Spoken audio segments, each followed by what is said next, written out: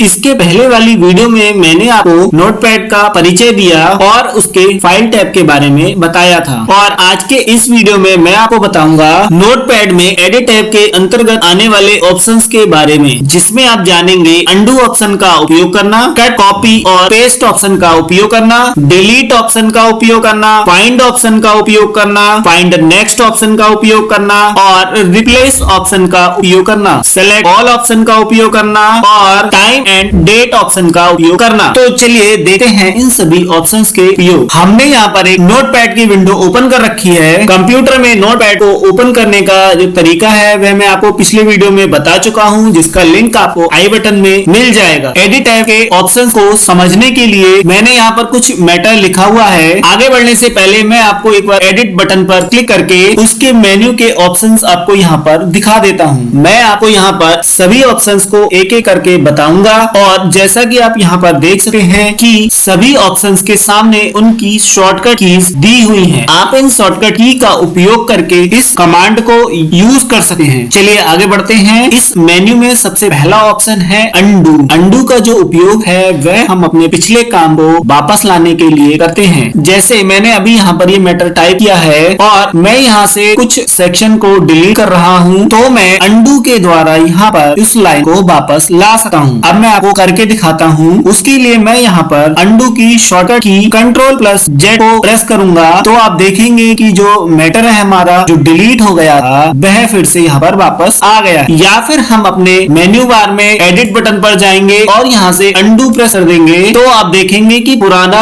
जो मैटर यहाँ पर मैंने टाइप किया था वह फिर से वापस आ गया है। अब देखते हैं अगला ऑप्शन। मान लीजिए हमको यहाँ पर इस वाली लाइन को हटाकर किसी दूसरी जगह इसी फाइल में पेस्ट करनी है या किसी दूसरी नोटपैड फाइल में ले जानी है, तो हम यहाँ पर कट ऑप्शन का उपयोग करेंगे। जैसे ही हम इस पर क्लिक करेंगे तो यह टेक्स्ट यहाँ से गायब हो जाएगा। इसको हम अपने कीबोर्ड पर Ctrl+X की मदद से भी कट कर सकते हैं। मैं यहाँ पर प्रेस करूंगा Ctrl+X, तो आप देखेंगे कि हमारी सेलेक्ट की हुई लाइन कट हो चुकी है। अब कट की हुई लाइन को इस नोटपैड की फाइल में या किसी अन्य नोटपैड की फाइल में पेस्ट किया जा सकता है। अब हमें कट की हुई लाइन किसी नई फाइल में पेस्ट करनी है, तो हम यहाँ से न्यू टैब पर क्लिक करेंगे और यहाँ इसको हम पेस्ट कर देंगे। तो आप देखेंगे कि जो हमारी कट की हुई लाइन थी वह यहाँ पर पेस्ट हो चुकी है। यहाँ मैं आपको बता दूं कि कट की हुई किसी भी लाइंस या वर्ड को आप कितनी भी बार पेस्ट कर सकते हैं। जैसे मैंने अभी यहाँ पर कट की थी ऊपर वाली लाइन, अगर मैं इसको दोबारा पेस्ट करना चाहूंगा तो ये दोबारा पेस्ट हो जाएगी, फिर से पेस्ट करना चाहूंगा फिर पेस्ट हो जाएगी। इसका मतलब यह अभी हमारे क्लिपबोर्ड में सेव हो चुकी है। चलिए अब देखते हैं एडिट टैब के मेन्यू का अगला ऑप्शन। अगला ऑप्शन है कॉपी। किसी शब्द या अक्षर या लाइन को कॉपी करने के लिए इसका उपयोग किया जाता है। जिस तरह से कट करने पर कोई लाइन या शब्द अपनी जगह से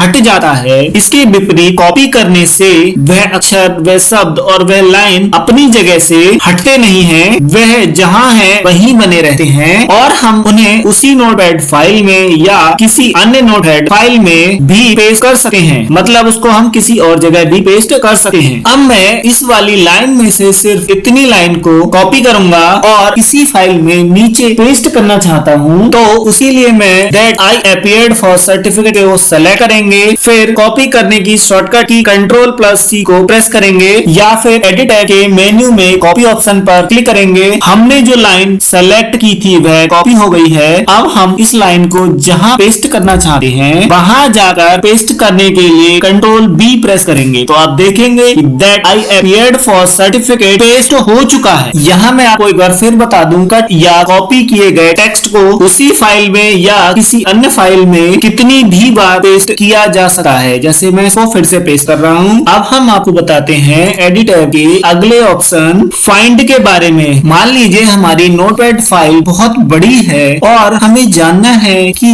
इसमें ऑफ शब्द कितनी बार आया है, तो उसके लिए हम फाइंड करने के लिए शॉर्टकट की Ctrl+F या फिर एडिट मेन्यू पर जाएंगे और यहाँ से फाइंड पर क्लिक करेंगे तो देखेंगे कि आपके सामने एक फाइंड की विंडो ओपन हो गई है। अब आपके सामने जो विंडो आई है इसमें फाइंड आपको जो भी करना है वह आप यहाँ पर टाइप करेंगे और फिर एरो की को प्रेस करेंगे तो आप देखेंगे कि ये फाइंड जो आ रहा है इसके सामने आपको एक एरर दिखाई दे रही है, find around next for the top, ये यहाँ पर आ रहा है। अब मैं यहाँ पर एक अगला शब्द टाइप करता हूँ बाई, तो आप देखेंगे कि जैसे ही मैंने बाई को क्लिक किया तो यह यहाँ पर ब्लू कलर का बाई बनकर हाईलाइट हो रहा है। इस तरह से आप फाइंड ऑप्शन का उपयोग कर सकते हैं। यहाँ पर इन दो एरोस का जो उपयोग है इसका मतलब है कि सर्च आपको करनी है ऊपर नीचे से ऊपर की तरफ और इसमें आप सर्च करेंगे ऊपर से नीचे की तरफ। यदि आप अप ऑप्शन पर हैं तो सर्च ऊपर से नीचे की तरफ होगी। अगला ऑप्शन है फाइंड नेक्स्ट, जैसे ही हम फाइंड नेक्स्ट पर क्लिक करेंगे तो